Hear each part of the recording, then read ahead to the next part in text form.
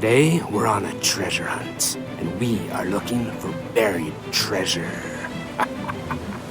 Every day, we spend money on various things, from rent to mortgage to food to gas to coffee.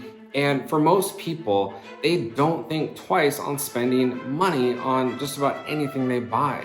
Latest phone? Duh, gotta have the latest phone. Netflix subscription? Yeah, gotta stay up with that Tiger King. Morning coffee? How else are we gonna stay awake? Then comes the unexpected. Those emergencies like that afternoon Starbucks run, or our annual car registration, property taxes, insurance, or we get a flat tire, or maybe the Tesla battery isn't charging. The sad news is most people spend this way. They spend however much they want, whenever they want, on whatever they want, to go into debt and not be prepared and not have a plan for those emergencies or those annual expenses like car registrations, the taxes, or the surcharges on not smashing that like button. Make sure you do smash that like button, make it turn blue, and if you haven't subscribed already, go ahead and do that. Hit that bell notification, this way you're alerted with any new videos. What was the name of the most frugal pirate? Buried the treasure. Arrgh. It's been studied that only 41% of families have a budget. No, I know what you're thinking. I'm going to tell you to cut back. You can't spend money on this. You can't spend money on that. You deserve everything you're buying right now. And it's probably true. You do deserve everything that you're buying right now. So just hear me out for a second. What is that, you ask? What's a budget? So I'm glad you asked. I like to refer to it as a game plan instead of a budget per se. I like to call it a game plan. And a game plan is basically you telling yourself where you're gonna spend your income, the money that you make each month. This way, you know what you're spending your money on. Sounds simple, right? Yes and no. However, I think a lot of people get discouraged because they hear everybody talking about tracking expenses and jotting it down, carrying a piece of paper with them, and writing down everything that they spend money on. There are a lot of different apps out there that will help you create a budget or a game plan and track your spending. Like there's mint.com, there's Wally, there's EveryDollar, there's Pocket Guard, and some are free, some are paid. But then you have to put your bank account info into the app, and it'll know if you buy a Twinkie at 7-Eleven. Arrgh. Alternatively, a piece of paper will do just fine.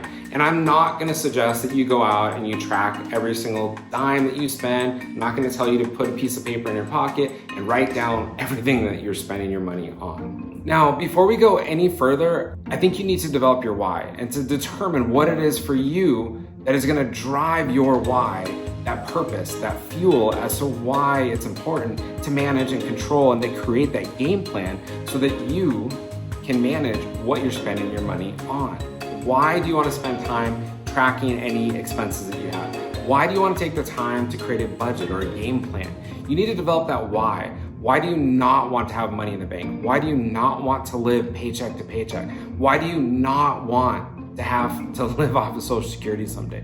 Why do you not want to go on vacations or have nice things in your life? Why do you not want to have money? So develop your why. It's reported that 76% of Americans live paycheck to paycheck. I'm gonna say that again, 76% of people. So if you're looking in a crowd, that's about 3 out of 4 people, 76% of people. That means most people, if they had a $400, $500, $600 emergency, a flat tire, something break on their car, maybe at their house, they're rushing to figure out how they're gonna pay for that. They're selling things to figure out how they're gonna pay for that. They're asking people for money because they don't have the money because they're living paycheck to paycheck. Do you want to be part of that group that's rushing to sell things when they get a flat tire? Because you will get a flat tire. If you own a car and you drive a car, there is gonna come a day when you get a flat tire. Now I'm sure Elon Musk, in addition to his batteries, he's probably coming up with a way to have the tire inflate itself, and when you do get that flat tire, it just automatically refills again. But we're not there yet, or are we? I mean, can you imagine a professional NFL team not having a game plan for the season? Or Apple, Facebook, Google, Amazon, Tesla not having a plan for the quarter or the year? Yeah, me either. This is why it's important that you also create a game plan for how you manage the money that you're bringing in. How much did the pirate's peg leg and hook cost? Just an arm and a leg. So as you're thinking about that why, emergencies will happen. The unexpected will occur. And if we don't want to be that person that's selling grandpa's World War II pocket watch for $500 to make rent this month, then you need to make sure you get a game plan in place. I'm not gonna lie or beat around the bush. I know making a budget or creating a game plan isn't super exciting for most people. And I know it's a lot easier to just let Netflix autoplay and keep playing. I know how difficult this can be. I personally went through my own journey of getting out of debt, and I had to build a budget. A lot of people recommend to track your spending for a month or 2 or 3 before actually getting started and creating your budget. I don't think that's the way to do it. I want you to get started today. I want you to figure out how you're gonna do it, whether you're using an app, write it on a piece of paper, or you're creating something on one of your devices. I want you to create this today. And I think you can create it today and you can maintain it each month. And I think you can do it simply. I think it's gonna take you 10 to 15 minutes, and then each month you might need to make minor adjustments, tweaks to it, and you'll probably put in another 10 to 15 minutes each month, just making those slight adjustments, and then just be on your way. So you can get off to Starbucks or Tim Hortons or wherever you need to be. You don't wanna spend more time than you need to, but you do want it to be efficient. So take out a piece of paper or open up a document, and I'm gonna give you the main categories that you should start with so that it's gonna help you think of where you need to categorize your budget. So housing's the main one. That's your rent or your mortgage. Next we have utilities, that's your electric, your gas, it could be your water, your sewer, it could be internet. Any of that will fall under utilities. Then we have auto insurance, home insurance. Also, if you donate anything, there's charity or tithing. If you have a car payment, you want to make sure you jot that down. Also, speaking of cars, fuel and maintenance. Another main category is food, so groceries or eating out. Next, we have household supplies or personal care items. We have clothing and entertainment, subscriptions. If you still have a student loan, you want to jot that down. And if you have any credit card bills or if there's any personal loans that you have, jot those down. I'm not saying this is the end all be all to everybody's list of how to budget or create a game plan, but this is a good place to start.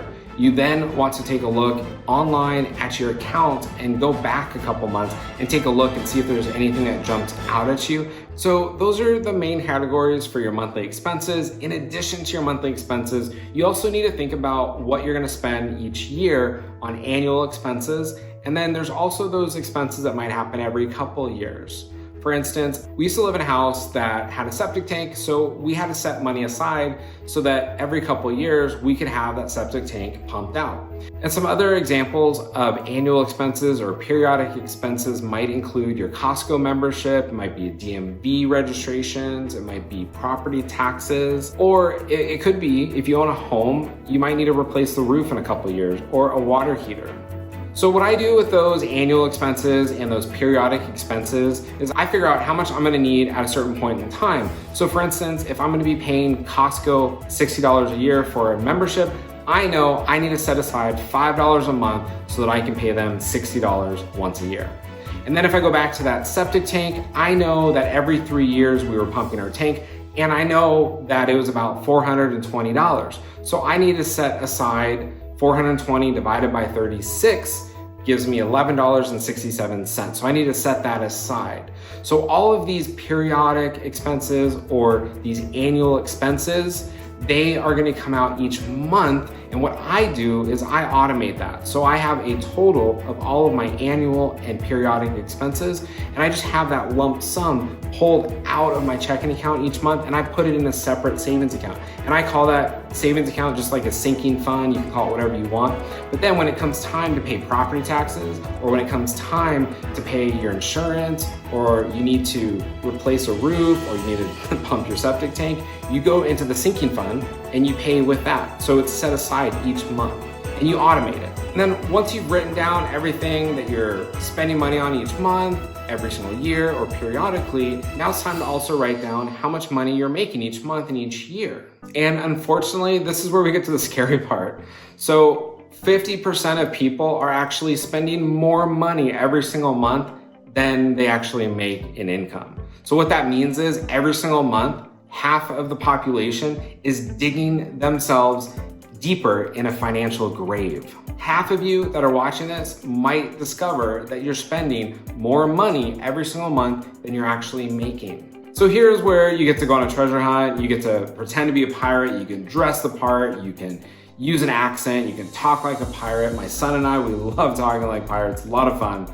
But basically what I'm saying is when I talk about a treasure hunt, what I'm referring to is taking a look at your game plan, look at that budget, and what areas in the budget can you cut out? What areas can you reduce to get your spending below what you're actually bringing in as income every single month? Why is pirating so addictive? They say once you lose your first hand, you get hooked. That may include cutting out some of the subscriptions that you have. Maybe you have a couple subscriptions you totally forgot about. Maybe that means cutting back on some of the food. Maybe you're gonna eat out less often. Maybe it means downsizing your house or driving a less expensive car. So remember, it's super simple. Basically what you're doing is you're writing down all your expenses each month, comparing it to what you make. Once your monthly game plan is put together, then it basically just comes down to, well, math, and you have to add it up. So grab a calculator or plug it into the app or into a spreadsheet and figure out where you land. How much money are you spending versus how much you're actually bringing in each month? If after adding everything up, you discover that you're spending less money than you bring in each month, then great, that's where you wanna be. If, however, you're spending more money than you're bringing in each month, that's when you get to become that pirate. If, however, like 50% of the people out there, you're one of those that are spending more than you actually make a month, this is where you actually get to dig in, get it? Like, dig for that treasure and find areas that you can cut. Or you could always just increase your income. How much does it cost a pirate to get his ears pierced? A buccaneer. Now, if you made it this far and you haven't watched my video on whether money brings happiness, go check that out. It's gonna help you solidify your why. The hard truth is, if you're overspending right now each month, it's not gonna get any easier. As you get older, it's just gonna get harder. So the best thing you can do is to take control of your money right now. Create that game plan now. This whole series on money is geared towards people like me and people like you who our parents never really taught us about money, never taught us how to manage our finances. We didn't learn it in the school system.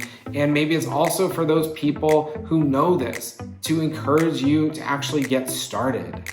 Either you're gonna continue doing what you're doing, which let me know in the comments how that's working out for you, or you're gonna make a game plan and start to take control over your destiny. What goals do you have and do they require money? How are you gonna afford those goals? How are you gonna pay for those goals? When are you gonna pay for those goals? Do you have that planned out? And I know there's those gurus out there that talk about the slow lane and the fast lane and making money. The truth is, even if you're destined for the fast lane, and which not everybody is, but you still want to make sure you get your house in order as you pursue those endeavors. And here are a few tips to help you stick to your game plan. Try to automate as much as you possibly can. So that means each month, you're not having to sit down and write checks or go on different websites and make payments or paying the bills as they come. You just want to set up things that get automatically paid. So a lot of merchants have features where they will automatically deduct money from your checking account, and that's great. Do that if that's offered. If not, your checking account probably has a way for you to send a check. You don't need to waste any more time. So just automate as much as you possibly can. The next tip that I have for you is to look at the rest of the list.